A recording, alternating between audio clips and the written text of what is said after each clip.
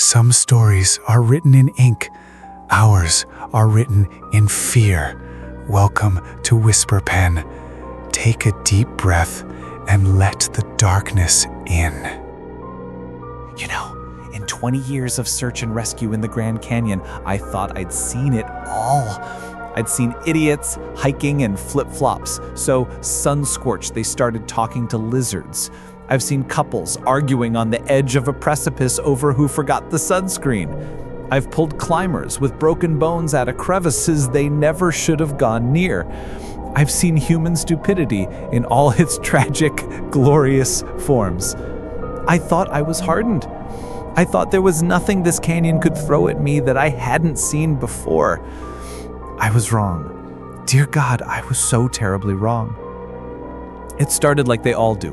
A report of missing persons, 4 of them. A group who called themselves the Canyon Crawlers online.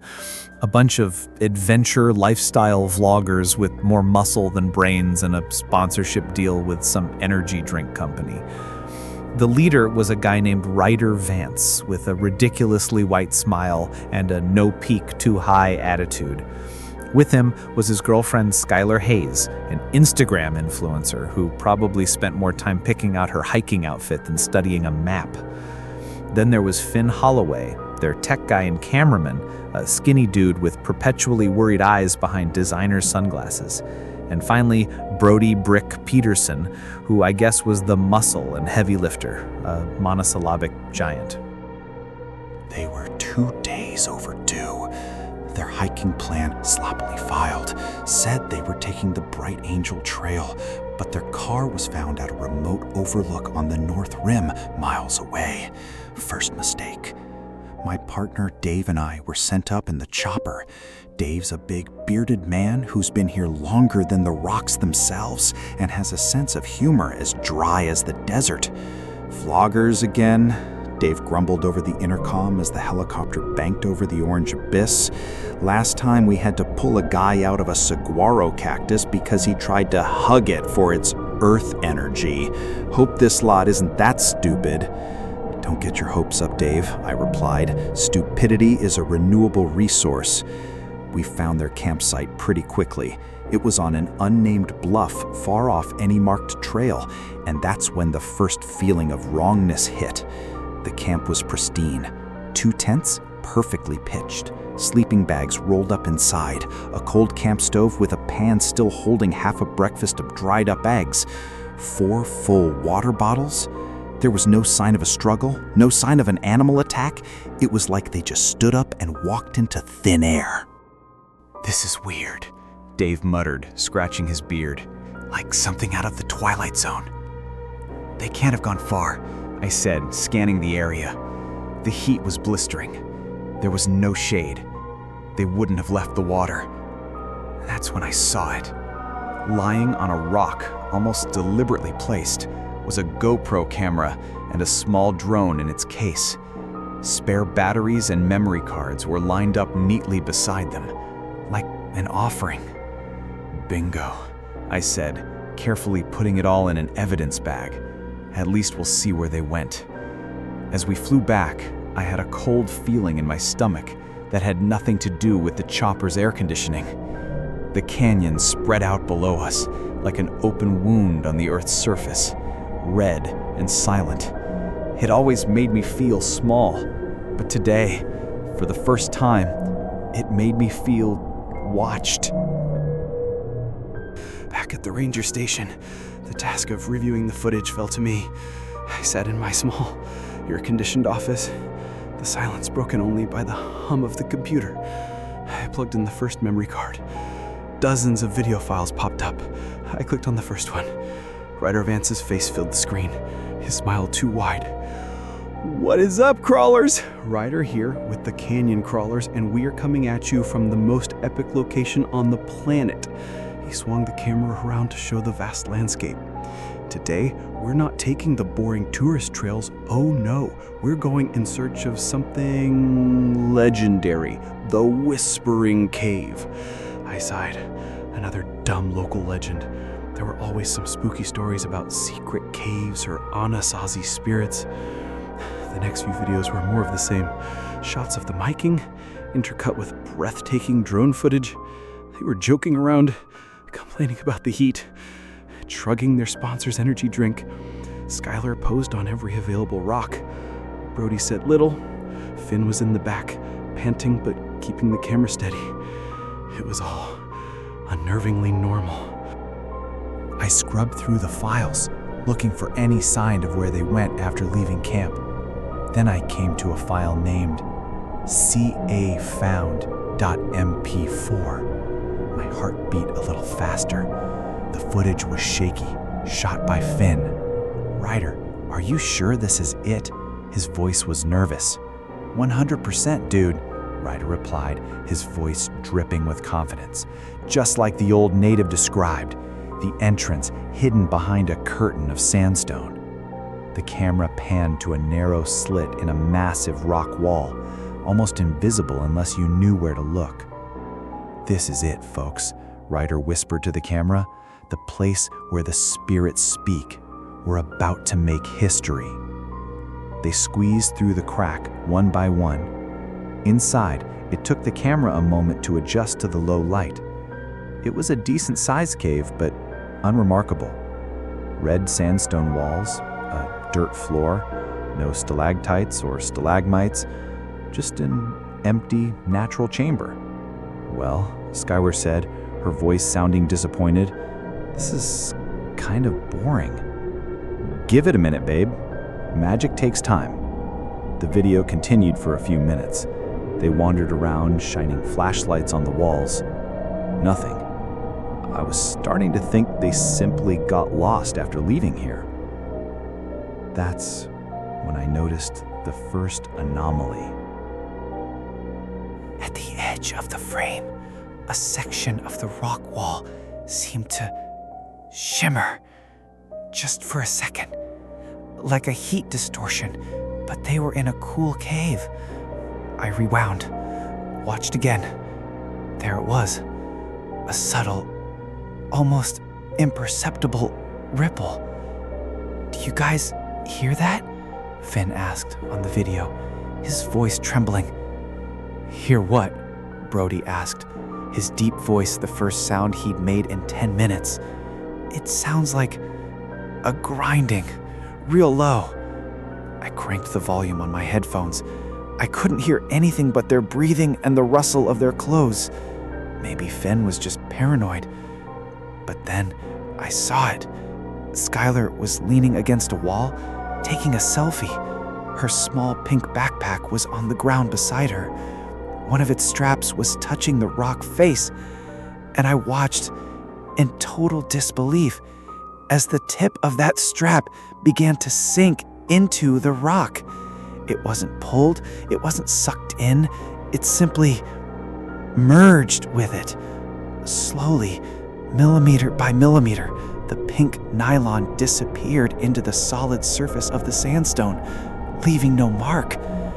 "What the hell?" I whispered to the empty office. I rubbed my eyes, thinking I was overtired. I rewound, watched again. It still happened. The video cut out abruptly. The next file, WTF_glitch.mp4, was corrupted. It took me 3 different media players to get it to open. It was only 5 seconds long and had no sound. The image was distorted and discolored. It showed Finn's face in close-up. He was pale. He wasn't looking at the camera. He was looking at something off to the side, his eyes wide open in horror. And behind him, the wall was no longer a flat surface. It was textured. Darker veins were pulsing on it, slowly, rhythmically, like blood vessels. The next file, Brody Help MP4, was audio only, and it was a sound that will haunt me forever. It was Brody's voice. He was yelling, but it wasn't a yell of pain or fear. It was a yell of desperate, straining effort. "I can't pull him out. Ryder, help me. It's got him." Beneath his yell, there was another sound. A wet, tearing sound, followed by a low, resonant crack, like a very thick branch being broken. And then silence. A chill ran down my spine.